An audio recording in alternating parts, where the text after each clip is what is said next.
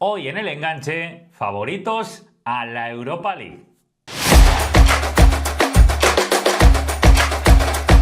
Muy buenas, futboleros. No sé si habéis tenido indigestión de Champions la semana pasada, porque fue el estreno de los torneos europeos y la realidad es que tuvimos martes, miércoles, jueves, 3 días repleto de partidos, 2 horarios. La sensación de que la Champions no ha llegado con mucha fuerza, este año la tenemos. La tenemos porque con ese inicio de curso repleto de partidos, pues la verdad que se ha establecido como el gran torneo a seguir. Pero, como siempre, los miércoles, jueves, por lo menos en este inicio de semana, van a ser para la Europa League. Evidentemente después regresará a su ubicación habitual los jueves junto a la Conference. Son dos torneos que nos encantan. Nos vamos a ubicar principalmente en la Europa League, que es un torneo en el que es cierto que últimamente quizás los equipos españoles no se han mostrado tan competitivos, pero la realidad es que el Sevilla sigue siendo el que más veces ha ganado este torneo, que sigue habiendo una sensación que España por lo menos siempre lleva representantes que son capaces de competir. Y vamos a ver qué tal se comportan este año el Celta de Vigo, que vuelve después de mucho tiempo, después de 8 años a Europa. Aquella noche de Old Trafford, Manchester, Bobby fallando a puerta casi vacía, un remate que podía haber llevado a la siguiente fase al equipo celeste. Vuelve 8 años después, ¿quién se lo iba a decir? Y el Real Betis, que viene de no dar quizá la talla cuando sí que ha participado en Europa League los últimos años, pero que en la Conference el curso pasado llegó a la finalísima y de una sensación por fin de ser capaz de tener ese empaque competitivo de domingo-jueves. Domingo-jueves, que al final Pellegrini con tantas rotaciones sí fue capaz de sacar partido y llevó al equipo bético a la final de esa conferencia que después perdió con el Chelsea. Es verdad que no hay un grandísimo candidato. No es como, por ejemplo, a Conference el año pasado, que venía rebotado el Chelsea, o que venía de alguna manera, después de un año turbio que lo llevó, por consecuencias muy extrañas, a acabar jugando Conference. Esta temporada no ha sido tan así. Y en la Europa League no hay un super favorito.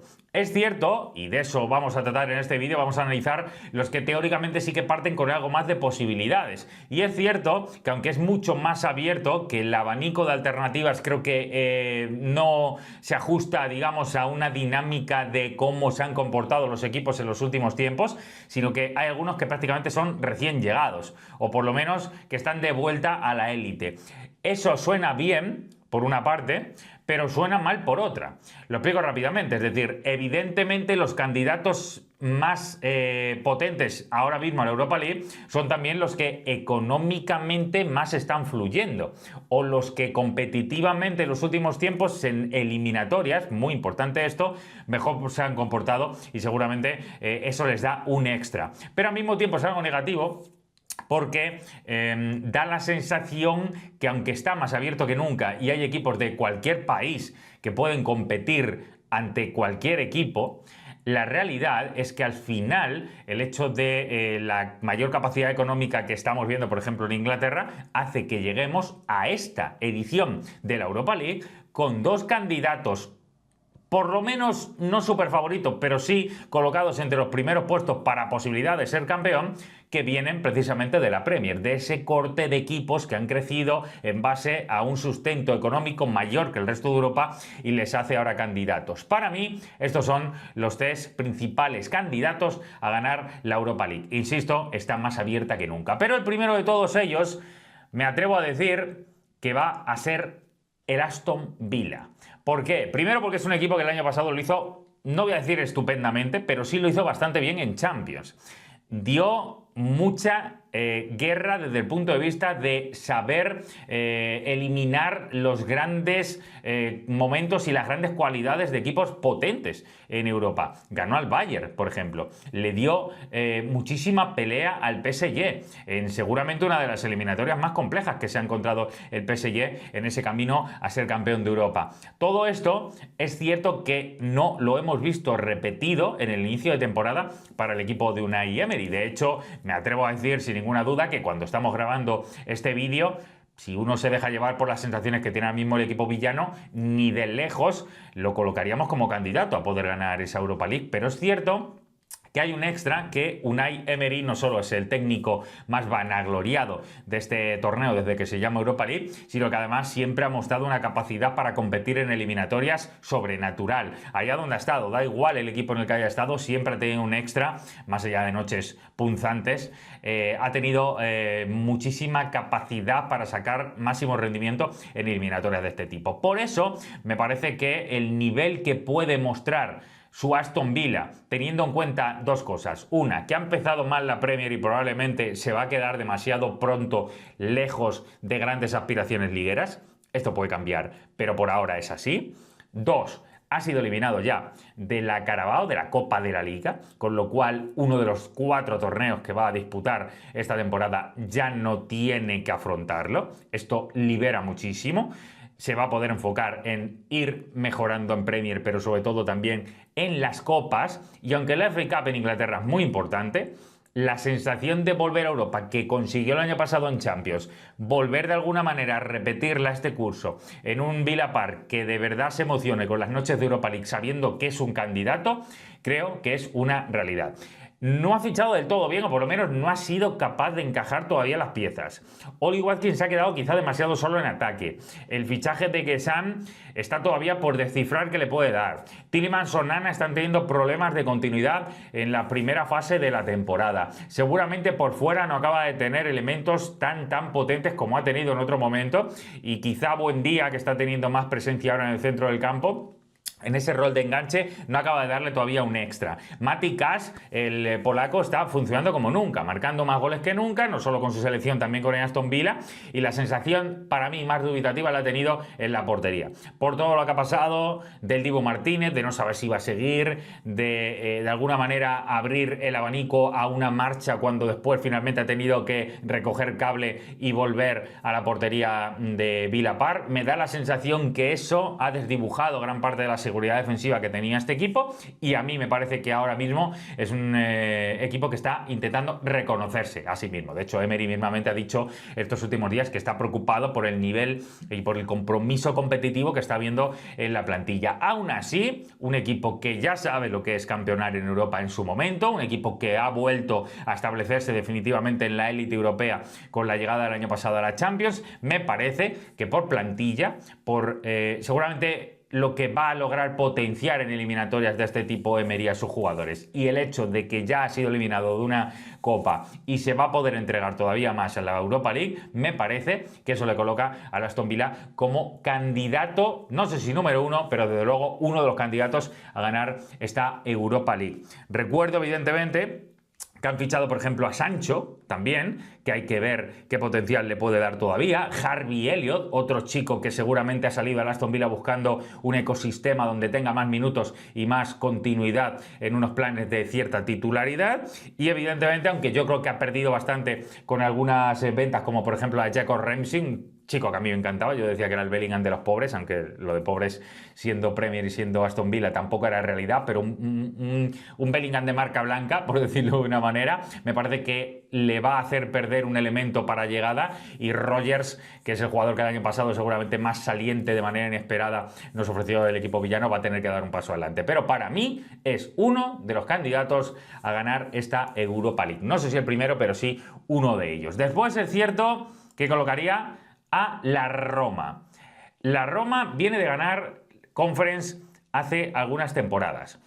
Ha sido un equipo que se ha comportado en Europa, dentro de este perfil Conference Europa League, se ha comportado muy bien en los últimos años. De hecho, recuerdo el año pasado, le gana al Athletic Club en seguramente la mejor eliminatoria de todas las que vimos en la Europa League, cuando en ese momento el equipo ya estaba con Ranieri, estaba intentando reciclarse, estaba intentando levantar cabeza, tramo final de curso. Ahora han creado un proyecto todavía que va a tener que arrancar, que va a tener que tener un poquito más de tiempo, que prácticamente simplemente acaba de aterrizar, pero Gasperini salió del Atalanta, donde ya había dado pasos gigantes para establecerse en la superélite, y es verdad que no ha empezado muy brillante, pero tampoco ha sido tan duro como a lo mejor hubiéramos imaginado el hecho de llegar a un club nuevo después de tanto tiempo estando en la DEA. El salto Atalanta-Roma suena a cierto vértigo, para un técnico que en su momento ya estuvo en el Inter y se la pegó, para un técnico que siempre se ha dicho que era perfecto para Atalanta porque ha sido incapaz de establecerse en un nivel superior. La Roma es un ligero nivel superior, sobre todo por la presión. Aquí sí que tiene presión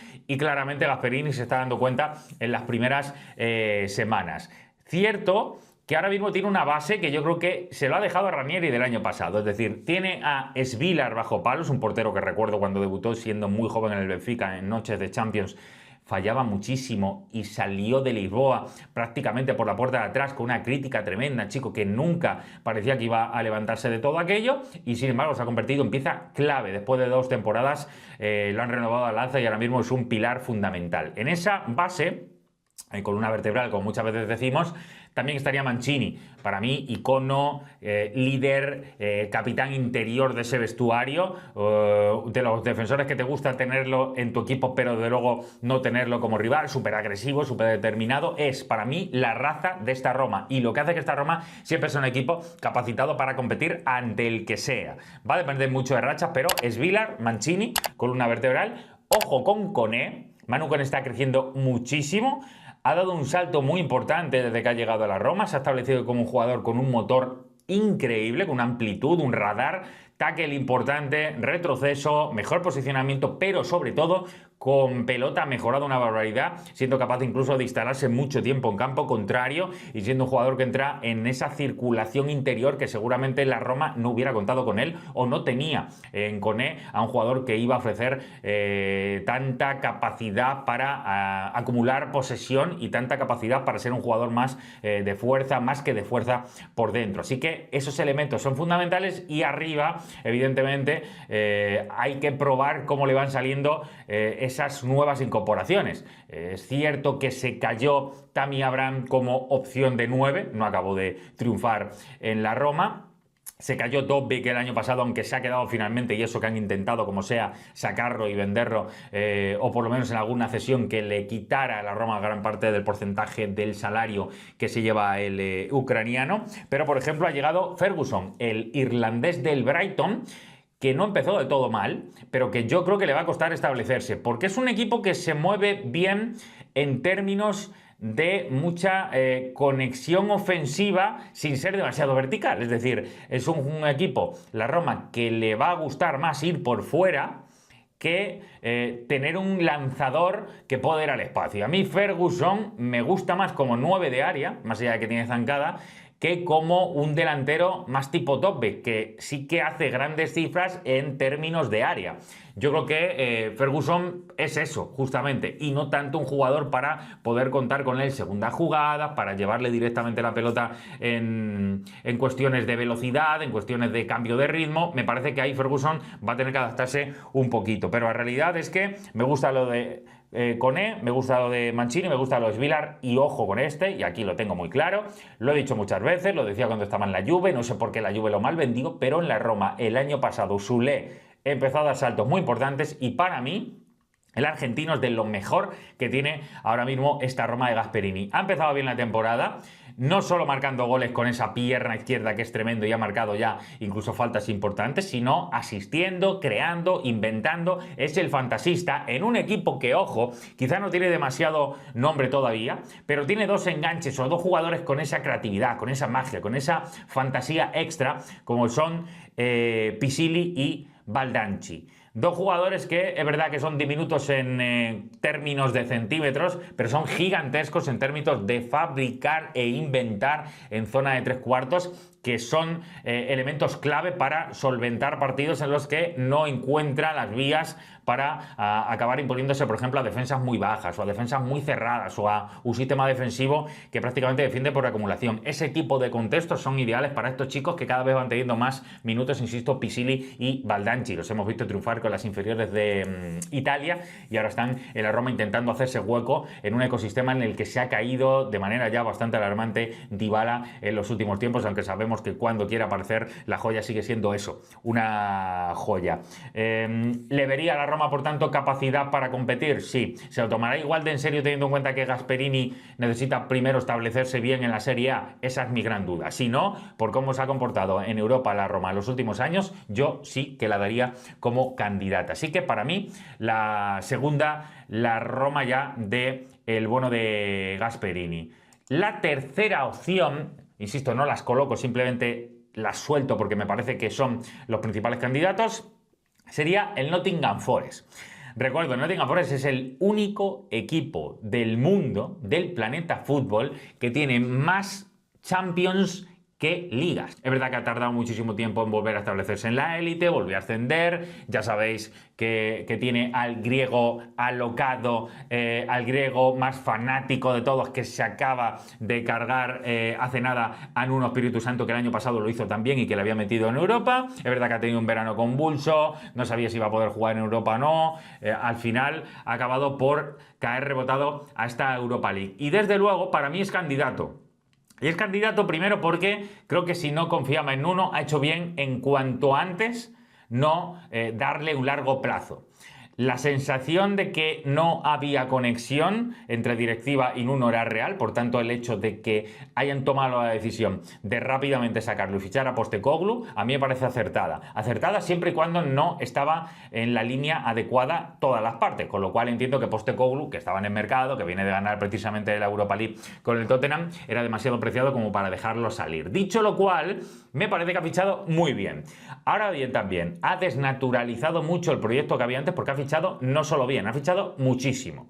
Ha fichado una barbaridad. Yo me quedo con algunos jugadores que a mí me parece que son muy importantes. Vamos a ver qué rendimiento van a dar, pero si fichas en un mismo mercado de verano a Igor Jesús, a Kalimondó, a Zinchenko, a Douglas Luiz, fichas también a Bagua, que este chico venía del Estrasburgo y va a dar un nivel tremendo, banda derecha con mucha zancada, y también a Ndoye, que está jugando el suizo en la parte izquierda, internacional absoluto con Suiza, un jugador fundamental en la selección helvética los últimos tiempos. Si fichas todo esto y mantienes lo que para mí es la base que le da un extra, que es la base británica, principalmente con Giswives y Anderson, jugador que me encanta del centro del campo, con una amplitud tremenda, con una sensación de empaque en el centro del campo brutal, creo que este equipo puede aspirar a grandes cosas. Necesita encontrar su 9.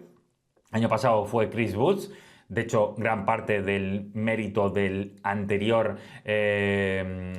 proyecto brutal que hizo Nuno el año pasado depende de los goles que hizo Chris Woods el año pasado. Le está costando más este año. Creo que va a tener más competencia. No sé si Kalimondó o Igor Jesús le van a quitar finalmente esa plaza de referencia, pero desde luego me parece que es un pedazo de equipo el que va a tener Postecoglou. Teniendo en cuenta que probablemente el hecho de haber vuelto a Europa después de mucho tiempo va a ser un extra muy importante para un equipo que en el fondo, que nadie se lo tome mal, era considerado en Inglaterra un equipo de provincias, porque siempre lo ha sido así, incluso cuando ganó la Copa Europa de Brian Clough, por eso tiene tanto mérito lo que hizo el eterno míster, el más famoso probablemente de la historia de los años 60, 70, 80, es difícil superar lo que hizo Brian Clough. A mí me parece que, teniendo en cuenta toda esa mezcla de lo que tiene, lo que ha fichado y lo que va a carburar con Postecoglou, teniendo en cuenta que además Postecoglou viene de ganar la Europa League, ojo, que las noches de jueves en el estadio del Forest pueden ser brutales y los Tricky Threes desde luego son un equipo que en su casa han demostrado ser muy potentes. Por tanto, en eliminatorias a ver cómo se comporta, pero a mí me parece que el Nottingham Forest va a tener bastantes opciones en esta Europa League. Y para terminar, es verdad que no le coloco como candidato, es verdad que hay equipos de alguna manera que están por debajo. Y quiero hablar de equipos revelación. ¿Cuál puede ser el equipo revelación en esta temporada de la Europa League? Algunos podrían decir, Stuttgart. Pues lo compraría, porque es un equipo que, aunque ha vendido a Voltemade, ya no le vamos a tener en Europa League los jueves, desde luego que ha mantenido una base importante, tiene un proyecto más o menos similar al del año pasado y hay jugadores que están creciendo, dígase por ejemplo Stiller. Dicho lo cual, ¿podría ser Stuttgart? Sí. Hay más alternativas, hay muchos equipos, de alguna manera de un segundo nivel, que creo que esta Europa League les va a acabar premiando. Y me parece además que muchos de ellos, estoy mirando ahora mismo también otros candidatos a posibles equipos revelación de esta Europa League, porque miro la lista y veo que el Lille ha bajado muchísimo esta temporada. Ha dejado marchar a jugadores espectaculares y seguramente ya no solo Jonathan David, Segrova, varios jugadores que le van a hacer perder mucho nivel. Por tanto, yo dudo algo del Lille, aunque si hubiera mantenido la Elite no le hubiera dejado demasiado alejado de la posibilidad. Veo por aquí también al Bolonia. El Bolonia es un equipo que en Italia lo ha hecho muy bien. Cuando ha tenido que participar en Europa el año pasado en Champions tuvo un rendimiento muy bajo. Y yo creo que no le estimula tanto a los italianos, por lo menos al Bolonia, el hecho de estar bien en Europa, sino que principalmente va a seguir primando el Scudetto. Equipos que han estado más o menos bien hace tiempo en Europa, pues el Lyon, pero el Lyon está en esa fase también con Fonseca de saber primero cómo puedo tener cierta estabilidad a nivel de institución. El Feyenoord, ojalá y fuera el Feyenoord, porque es un equipo que ha llegado también a finales europeas los últimos años, ha competido a un muy buen nivel, pero temporada a temporada se regenera, pierde un montón de jugadores y yo creo que esta temporada justamente no va a ser para el equipo. Por cierto, que está entrenando Van Persie. No creo que va a ser un buen año en The Equip a nivel europeo. Evidentemente está el Porto, pues sí, perfectamente. Está Samu, la sensación de tener cierta capacidad de intimidar en Europa, seguramente también sea algo que tiene a favor los de Dragao. Está Rodrigo Mora, que desde luego es uno de los jugadores perlita a seguir esta Europa League, a ver si da un paso definitivo, aunque no ha empezado demasiado bien. Y después seguramente hay algunos equipos que por la capacidad de localía puede hacer mucho daño. Está el Celtic, está el Rangers. Esto a mí me parece escandaloso. Van a coincidir en la misma competición europea los dos equipos escoceses y es porque precisamente están en un mal año. Porque los dos han quedado fuera en la última previa para meterse a la Champions. Y los dos han caído ante rivales que teóricamente deberían haber podido incluso imponerse. Así que el hecho de ver a dos equipos de Glasgow también en esta Europa League tiene eso aquel. Y desde luego también el Fenerbahce. Es un equipo que ha fichado muy bien. Es verdad que le ha pasado todo lo de Aztukoglu. Es verdad que le ha pasado sobre todo lo de Mourinho, ese adiós. Vamos a ver cómo se comporta porque la pasión turca, ya sabéis que en Europa normalmente no da buen rédito. Pero mi equipo para posible revelación le vamos a mostrar ahora y para mí puede ser el Friburgo. El Friburgo con Schuster de técnico, no el mítico Schuster, pero es cierto que es un equipo de la Selva Negra que me encanta por dos cosas. Si no tenéis equipo en Alemania, tenéis que ser de la Unión de Berlín. Porque la Unión Berlín es un equipo que de alguna manera defiende ciertos valores y tiene un concepto de comunidad en base al fútbol que merece mucho la pena. Pero si por lo que sea queréis ser de otro equipo, yo os diría que ni os lo penséis, que el Freiburg es un equipo precioso en cuanto a sus conceptos, ha tenido una barbaridad de tiempo el mismo técnico, 20 y pico años, ahora llegó Schuster y el equipo no se resiente. Vende 2 o 3 piezas todos los veranos y es capaz siempre de renovarse. Y se renueva o con fichajes muy concretos de contextos en los que parecía que no hay demasiado y acaba sacando rédito, o con su propia cantera. Tiene todas las temporadas 6, 7, 8 canteranos que juegan normalmente, que le dan una sensación de pertenencia tremenda al equipo y además tienen un estadio renovado hace poquito, esa sensación de selva negra que todo lo acapara desde un punto de vista un poco romántico con mucho misterio. Desde luego que Freiburg es un equipo que además en Europa ha crecido mucho, ha estado a punto de meterse vía Bundesliga en varias de las últimas ediciones de la Champions, se ha quedado a esto de haberlo conseguido y hubiera sido la verdad que precioso. Pero, por ejemplo, estoy mirando algunos fichajes, han perdido evidentemente a Ritsu Doan, que es el japonés, la gran estrella, se ha ido al Eintracht de Frankfurt, se ha marchado Gregoritz, que es un delantero segundo punta con una capacidad para llegar muchísimos goles en las últimas temporadas de cabeza, que le daba soluciones muy puntuales, un equipo que quizá no es muy vistoso, pero sí es muy resultón, y en los últimos tiempos verdaderamente vía Bundesliga ha logrado resultados brutales. Se ha marchado Sildiria también, el lateral francés, y es verdad que ha fichado, por ejemplo, a Matanovic, a Ito, a algunos jugadores de un perfil que sabe perfectamente ir a buscar. Necesita un rol, mira en su cantera, si no tiene en su cantera un chico que esté en esa zona, pues directamente lo busca fuera y sabe normalmente con un tino espectacular el equipo de Julian Schuster darle un rédito tremendo. Está evidentemente Grifo, está Holler, está Eggestein, está Ginter y ojo, está el portero Atubolu, que sin gustarme demasiado, sobre todo en penaltis, está marcando algunos récords, viene de parar 5 penaltis consecutivos en Bundesliga, haciendo récord tremendo de esto,